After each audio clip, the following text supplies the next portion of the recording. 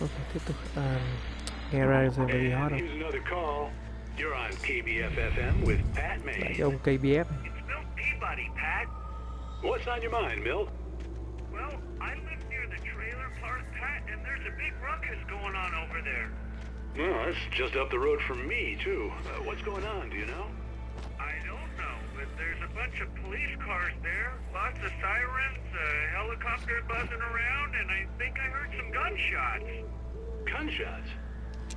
Yes, sir, like from a pistol. So can you find out what's going on?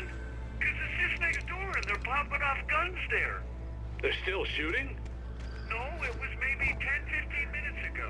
It sounds serious, Pat. I'm telling you, it don't sound like no party. Well, I'm certainly going to give the station a call, Milt. Okay. You'll hear it here as soon as I hear from them. Okay, thanks.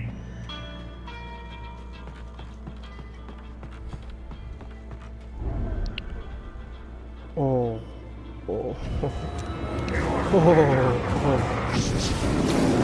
Dụ này, dụ rồi. Chết mày đi. Ui ôi. Tôi chết. Úi rồi.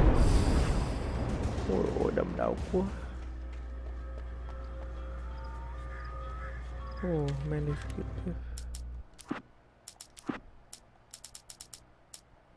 Touched by the dark presence, Rose was lost in a dreamland where everything was drawn in black and gray crayons.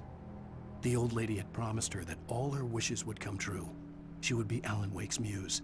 She was smiling so hard it hurt her face. She crushed a bottle full of sleeping pills into the coffee. Deep down inside, she was screaming in terror.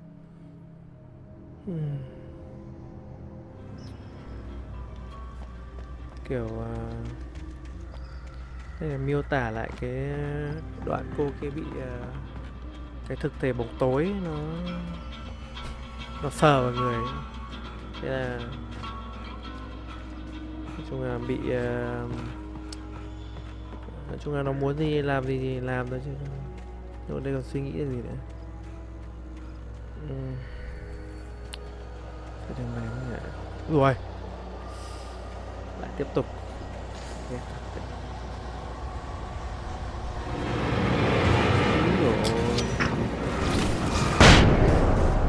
Chưa đi.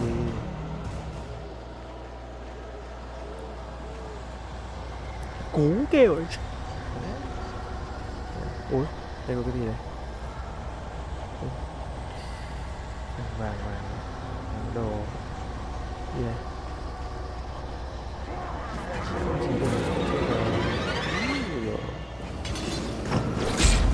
Bình tĩnh, ui ôi, bình tĩnh các anh ơi, bình tĩnh.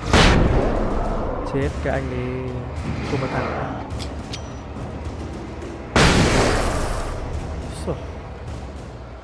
Cái này mạnh phết đấy. Cái này khác gì cái flare gun súng bắn. Ui dồi đi vào cái mỏ than này á. Are you sure? Đây có đồ. Cái này là what in what you can like.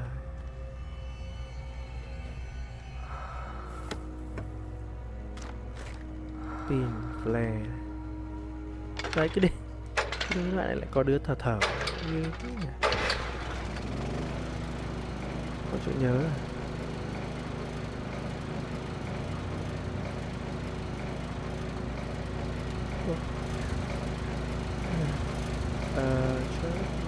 Okay. Công ty này bóng tối phệt công ty này. Đấy.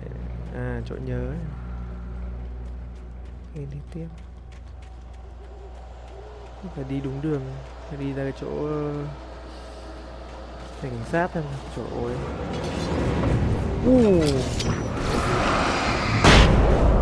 Chết đi còn gì nữa.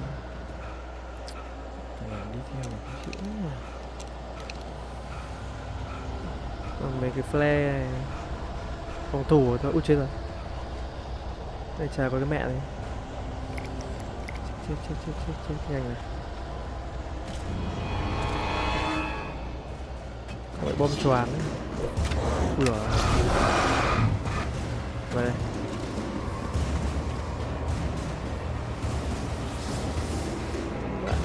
súng cái chị thế à? Đúng rồi. Ôi tôi đi lùi mẹ đâm đầu vào cây này. Ủa? Mấy anh giết người hàng loạt đuổi theo kinh quá. Chết đi. Anh ở đây càng nhanh càng tốt. Giỏi ném thì xa lắm. Súng đâu? Đấy. Tầm mấy cái thằng vừa vừa này mình không bao mình sợ nhá. Nhưng mà mấy cái thằng mà to con hẳn hoặc là bé hẳn rất là kinh luôn. Nơi mà chẳng cần ném. Ui nó vẫn lùa cho mình à? Làm gì mà căng cái chết ở đây cũng phải.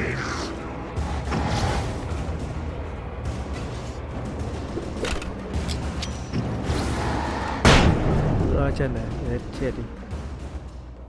Ui cái bom choáng này mạnh phết này.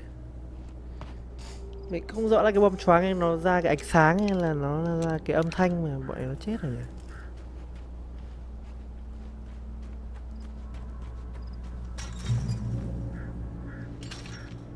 I hope Maine could lend me a car to get to the coal mine. It's Lorna Miles. Oh, why, hello, Lorna. What do you have for us? Well, I just don't think why the cops bothered with the trailer park. What do you mean? It's a trailer park. À đây đang đi chỗ cái chỗ đài phát thanh của cái ông Pat cái gì nhỉ? Pat rồi là mình đây bấm nhầm. Nhảy qua này nhờ. Well, thank you very much for that compassion. KBFM Lorna. Bright for Radio. Cú đêm now Batman Early Bird. Tần Oh, số you're đấy. surprised? The famous writer Alan Wake just walked in. Folks, I'm going to see if I can talk him into an interview. Come on in, Mr. Wake. Oh, I'm so glad you could find the time to do this, Mr. Wake. Ông lại Nowhere to run now, Dan Brown. You back away from me. Don't hurt. Whoa. Everyone calm down. Put the gun down. We're all friends here, right? Cool your jets, Nightingale. We got him. Shoot, priest! What the hell's the matter with you? There's a civilian in there. căng.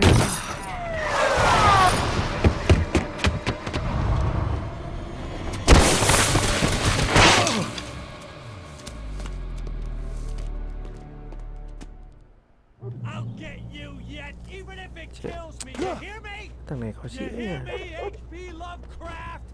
I had fallen off so many cliffs it was ridiculous. That's what you get for naming a book The Sudden Stop. It was probably good I hadn't had the chance to tell Maine where I was going. I'd have to lose the cops and find my own way to the mine. À bây giờ vẫn đang đi gặp thằng bắt cóc để thương lượng này. Rồi cho 2 ngày mà ngủ bố mất ngày hơn ngày ra. Nightingale stared through the broken studio window into the dark woods. He turned around, started to walk out, but Maine grabbed his arm. Young man, you almost shot me. You don't shoot off rounds at people like that. What's the matter with you? Nightingale shook his arm free, marched out, his cheeks burned with rage and humiliation. Có nghĩa là đặc vụ đấy là đây là cái miêu tả cái sự việc xảy ra lúc mà ông vừa bắn cái ông kia. Nói chung là anh ấy đang nóng lắm, đừng có sờ vào anh ấy cho vài viên đạn đấy. Anh ấy đang rất là có vấn đề thì nóng. Đấy, lại chết rồi, chuẩn bị. Ghét ra nó không có cho mình súng nhỉ. Úi dồi nó quay. Chết rồi.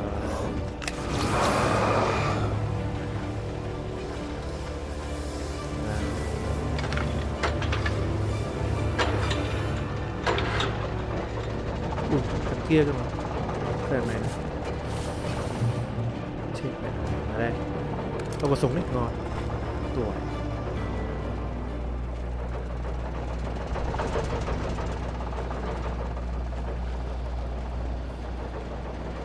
Loanh quanh bao nhiêu đạn, có 18 viên rồi. Này bắn bằng nào. Còn tha thằng nào? Bắn thằng nào tha thằng nào? Ủa, đây là vẫn hai thằng dãy sao nhỉ? Chịu nhỉ, hơi khó chịu.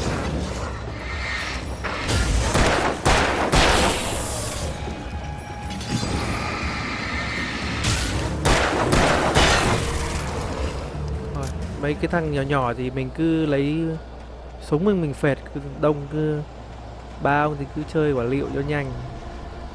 Rồi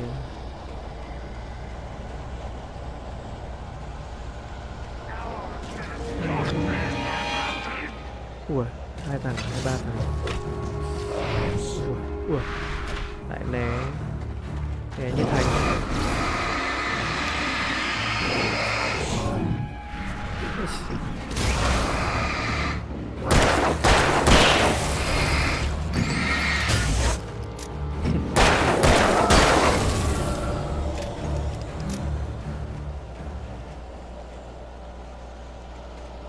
Và té ra đây này, kinh quá.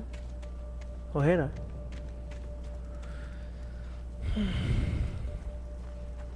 Không biết là cái bọn mẹ sản xuất đèn pin này nó đút cho mẹ bọn bán hàng bao tiền mà nó phân phối cái sản phẩm lô thế cho cái khu này. Đèn pin thì mà ăn pin vãi đai luôn.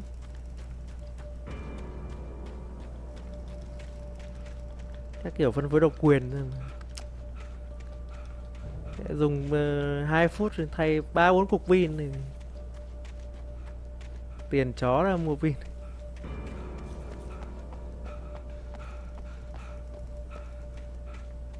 Trong này còn cái mẹ này không? Này có con gì nó nhảy ra nó vồ cái hay không? Kẹt đây này. Ở đây. Đi leo núi.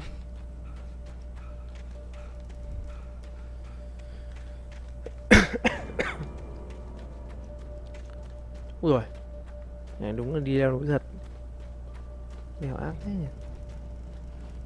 Kiểm tra xem nào, chưa 6 viên này.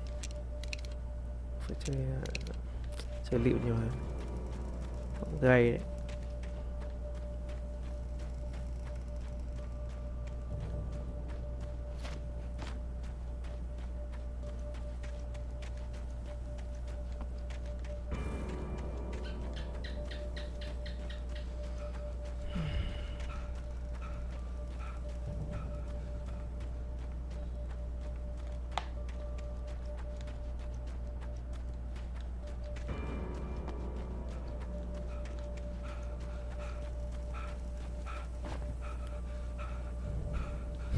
Công nhận là cái chỗ này leo thì mệt thì chính đáng thật, nhưng mà bình thường ông đi ông thở cái này. Cái cột điện này hay cột phát sóng này. Úi rồi, flag ngon quá. Lại bàn này. Walter. Cái Walter này là nhân vật mới. Danny had stepped out, but what stumbled back in was something else. Something alien. A monster. Walter tried to kill it, first with his fists, then a chair. It wouldn't die. Instead, it kept coming, unaffected by the beating it had taken. After Walter managed to kick it down the cellar stairs, fear took over. He ran, got behind the wheel, gunned the engine. The booze wouldn't make him forget, but he knew he had to try.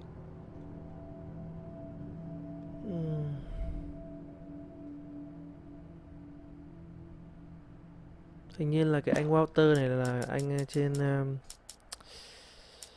anh gọi điện trên cái sóng radio lúc nãy mình nghe ra nhỉ.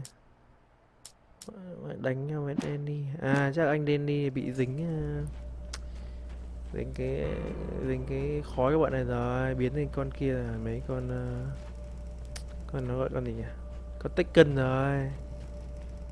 Đấy, nói chung là cái nó lại miêu tả cái đoạn sự việc của anh Walter này. Bây giờ không biết đi đâu đây nhỉ? Vòng như này. Oh.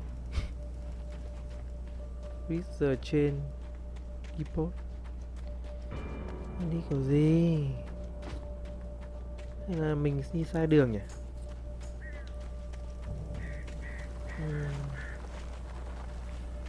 Đi trên depot. Đúng đường rồi chứ. Quay kia thì bị công an tóm á.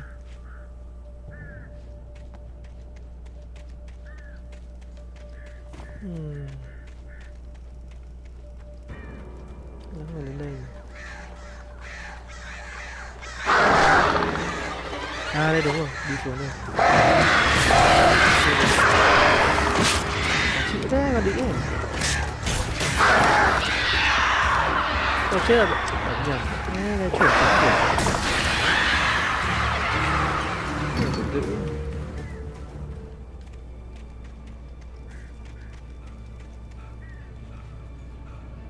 Đi xuống đây rồi. Hả?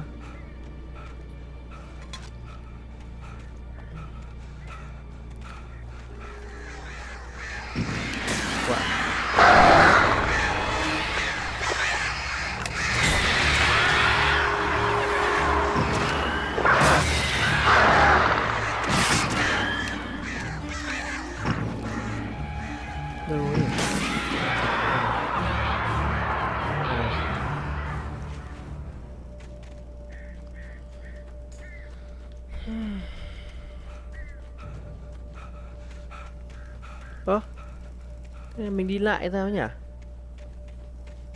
Đi như nào? Sao lại gặp quạ nhỉ? Chết rồi. Thế lúc nãy là đúng là không phải lên núi à?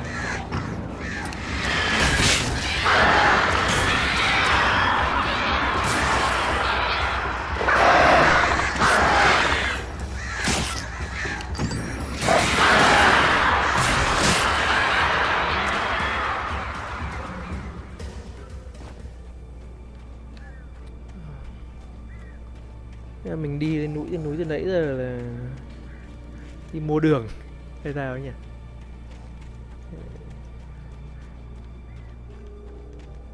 Nghĩa là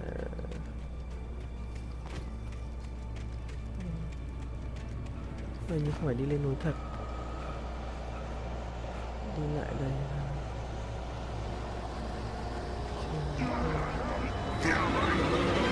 Bây giờ lại gặp mấy anh thân thiện, kiểm lâm thân thiện.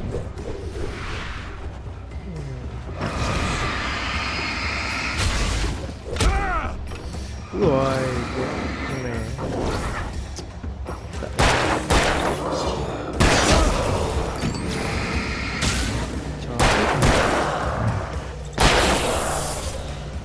Chết hết mẹ đạn rồi. Mình đi đường này mới đúng này, trời ơi, nãy mình đi mua đường thật.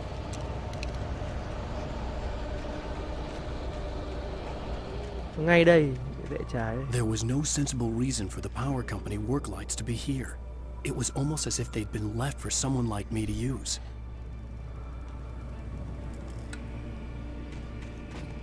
Đèn.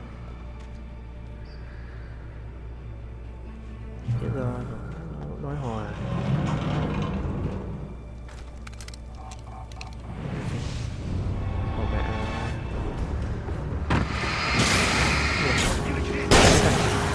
Chết mẹ.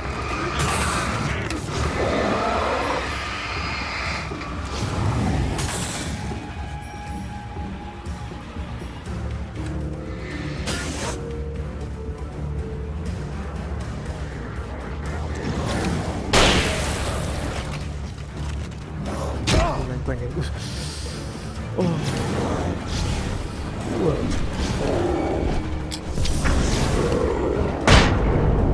chết mẹ này.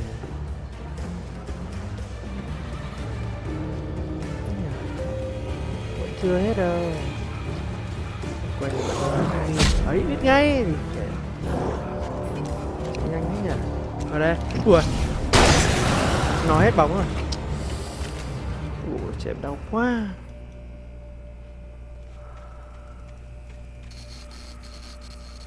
Biết rồi, chơi đến bây giờ mà không biết cái đấy thì chết mẹ lâu. Ui.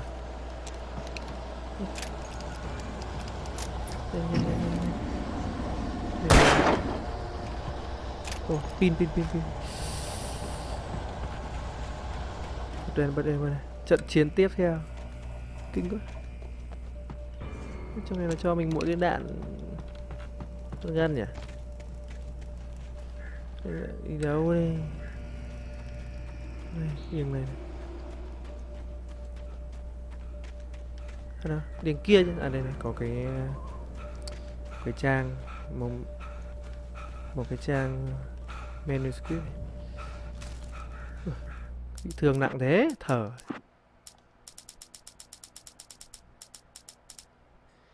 The bulldoser's engine roared to life. Mud and rocks flew as it fought for traction.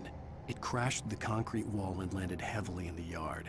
If it were an animal, it would have shaken its head after the impact, fixed its eyes on me, and charged. Of course, it had no head, nor eyes. Shadows crawled on its form, twisting it into a monster. Then, it came for me. Ồ, cái này là hình như là cảnh báo của một cái con boss hay là bulldozer là cái gì nhỉ? Hình như là một cái thiết bị gì đó, máy móc gì đó. Ồ, sẵn sàng hành để ăn à? Cũng đoán trước thôi chứ rằng. Đấy, bạn nào mà chịu khó cày thì biết trước hành để mà ăn đấy hả? Cái này nó kêu kinh lắm. Thì nữa lại có mấy thằng móc lốp. Ôi, ôi. Chạy. Tàu đây. Ôi. Sợ quá. Đấy, cái trò này nó rất là hay nhá, kiểu sử dụng cái ánh sáng này kiểu tạo cái lợi thế của mình ấy để chơi bọn quái nó rất là hay.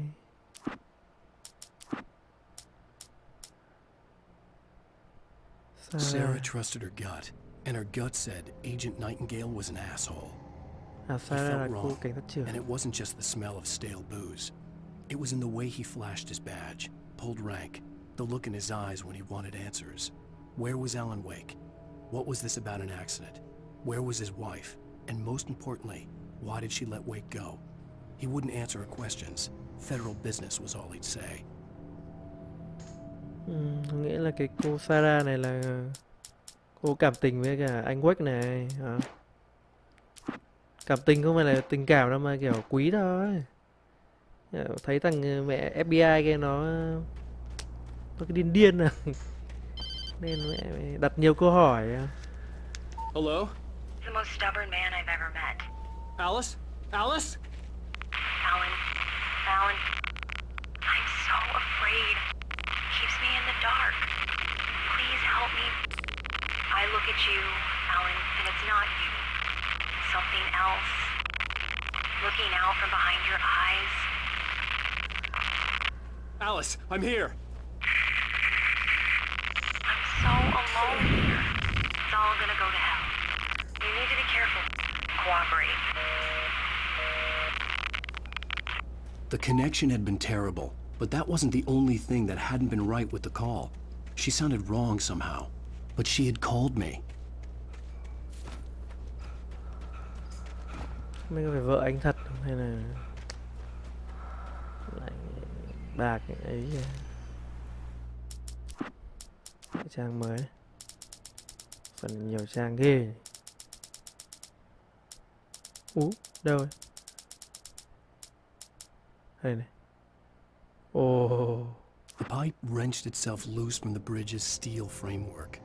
Wrapped in darkness, it floated in midair, twitching. For a moment, I didn't understand what I was looking at. The heavy object lurched at me with impossible force. I threw myself out of the way, but just barely. When I turned my flashlight on it, it shook in a dark rage before it flew at me again. Lại báo hiệu một mớ hành sắp tới à? Đây là đồ vật. Đây.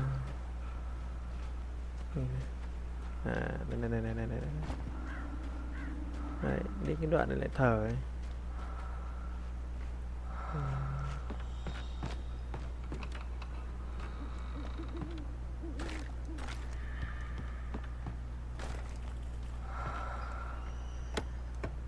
Thở cái gì nhỉ?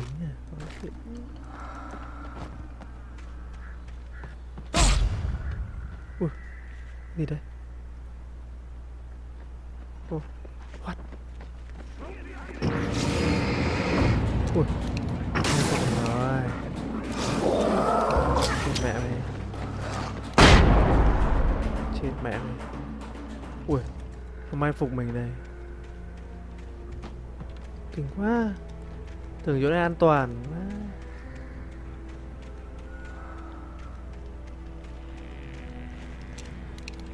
Bây giờ đạn lại nhiều quá nhỉ.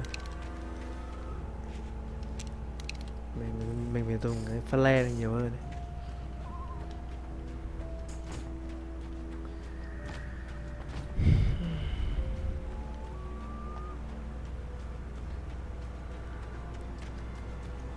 I could see a railway bridge up ahead, and a warehouse of some sort on the opposite shore.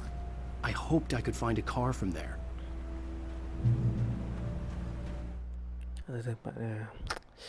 Bạn đợi phải đợi mình check một số thứ. Ok này, tiếp tục này. Ok. Lên cầu rồi này.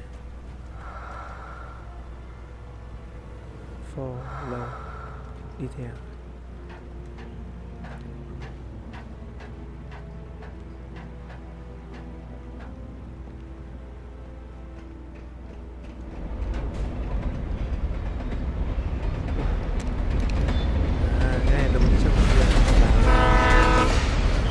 Tàu.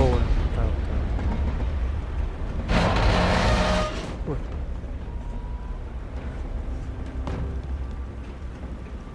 The darkness that was pursuing me was growing stronger, and it was taking over everything in its path. Hình như mình thấy trong kia nó bảo là những cái đồ vật sẽ tấn công mình. Rồi. Mẹ.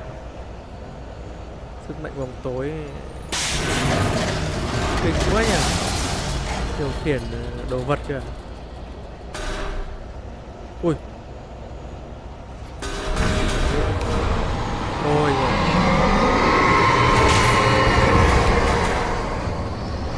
Ui, nhiều đấy á. Ném.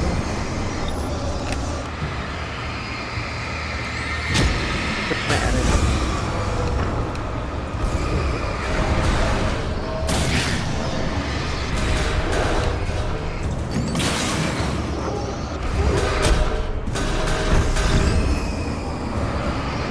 Việt Nam mình sẽ qua đây. Hot. Ui dồi, chết tôi rồi. Cái này là có bắn nữa không?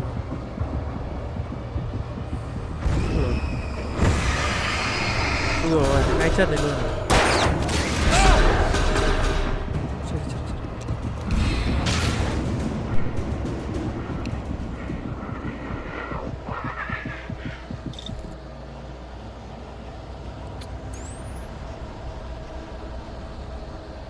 Kêu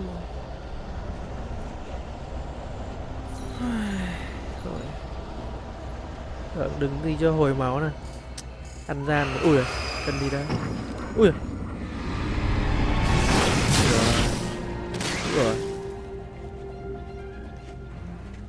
Chạy.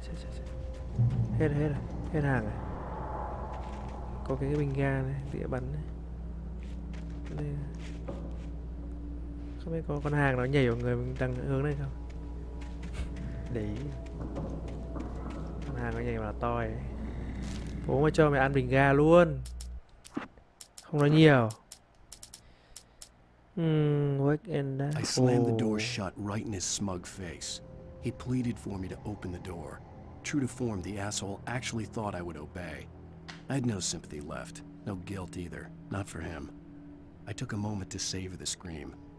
I bet I had a smile on my face. It was all that I had time for. The dark presence was inside the lodge with me. Không biết là cái này là tí nữa xảy ra. Nhưng mà anh sẽ gặp mấy cái thế lực bóng tối. As a teenager, just starting to get interested in writing, Stephen King had been a source of inspiration to me. I thought about all the inanimate objects that had come to life in his books. No one is safe in a good horror story. Certainly not the protagonist. That's what makes them fun. This was anything but. The darkness could possess anything, and it was getting closer.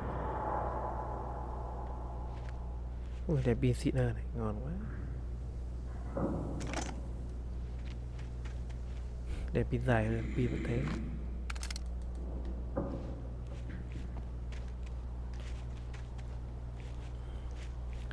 Không hình như cái ông Stephen King này là ông nhà văn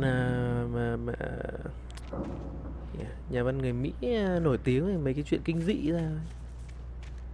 Kiểu chắc là anh này cũng kiểu idol ông ấy. Flashlight xích lại cũ. Cái chỗ này là cái đâu? Ui, nhiều bình ga thế. Mình biết cái này nó sẽ xảy ra cái gì rồi. Lại là cho nhiều đạn đấy chứ. Mắc luôn súng, trời. Thôi được rồi, cứ lấy cái này thủng sẵn ở tay này. Ok. Đây hết đạn. Ok. Thằng nào mà xuất hiện tầm này thì đừng có trách. Đừng có trách anh ác. Anh nhà văn anh.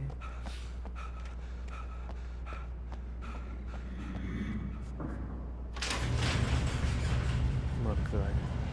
Đấy, biết ngay. Rồi. Đàn đống nó xuất hiện. Ủa chết rồi.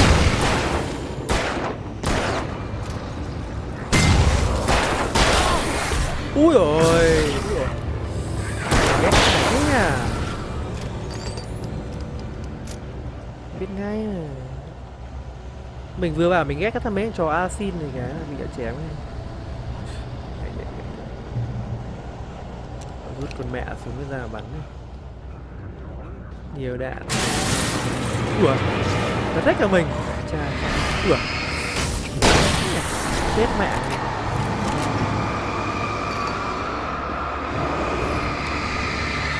Ui, khỏe thế.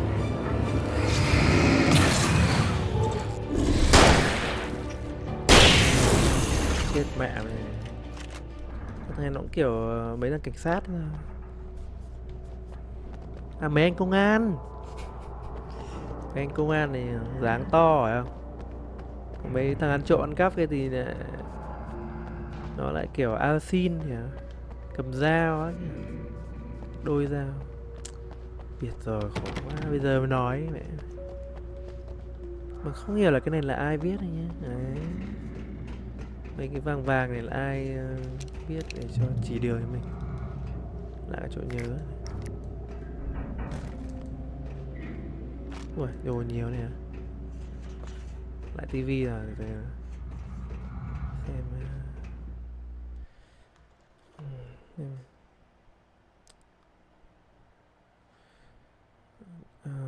Ok.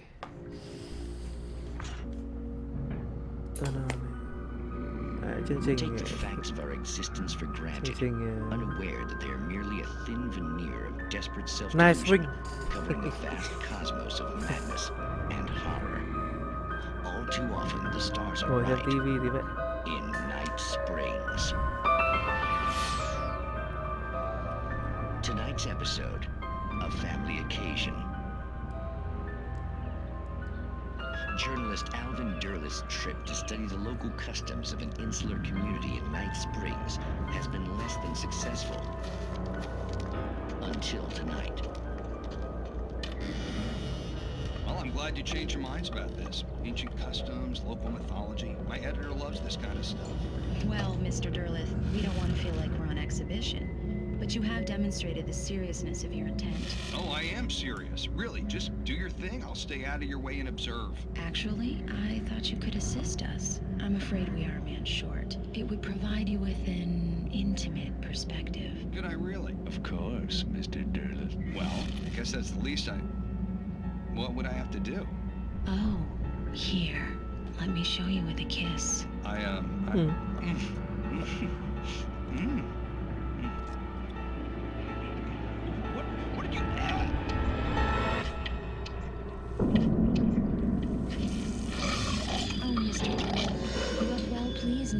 Orca, the dweller in flesh.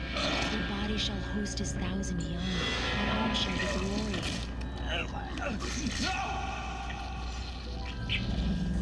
Shh, darling, be calm. Shh. Alvin Derlet learned a harsh lesson.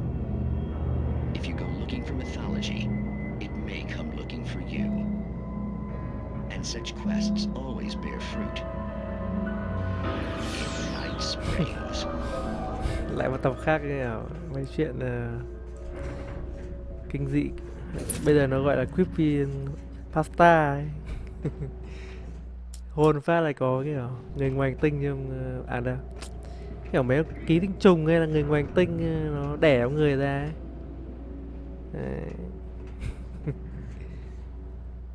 Ok, rồi mình sẽ tạm thời mình kết thúc cái phần này ở đây, và một lúc sau thì mình sẽ quay lại mình chơi tiếp. Ok, xin chào các bạn và hẹn gặp lại.